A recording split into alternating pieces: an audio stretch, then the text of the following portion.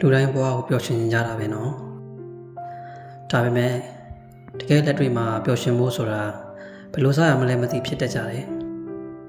စိတ်မပူပါနဲ့ပျော်ရွှင်တဲ့ဘဝတစ်ခုပိုင်ဆိုင်မှုအတွက်လက်တွေ့လုပ်လို့ရတဲ့နည်းလမ်းကောင်းလေးတွေပြောပြပေးသွားပါမယ်ကျေးဇူးတင်တတ်ပါစေနေ့တိုင်းကိုပိုင်ဆိုင်ထားတဲ့အရာလေးတွေကြုံတွေ့ရတဲ့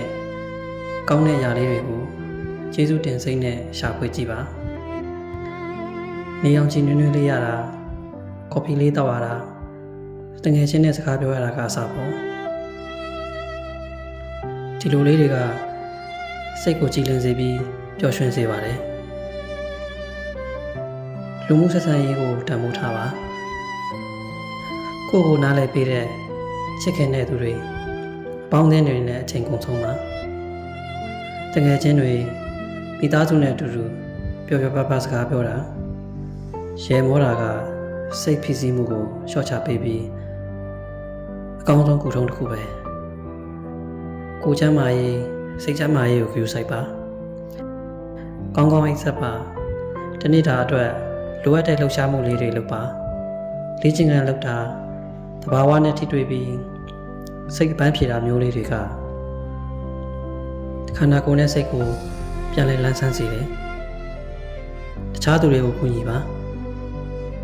တစုံတစ်ယောက်ကိုကူညီတာပျော်ရွှင်အောင်လုပ်ပေးနိုင်တာကကိုလည်းပျော်ရွှင်မှုကိုပြန်ယူလာပေးပါတယ်မထင်မှတ်ထားတဲ့ပျော်ရွှင်မှုတွေရရှိစေမှာပါပြစ္ဆုတ်ပံမှာနေထိုင်မှာ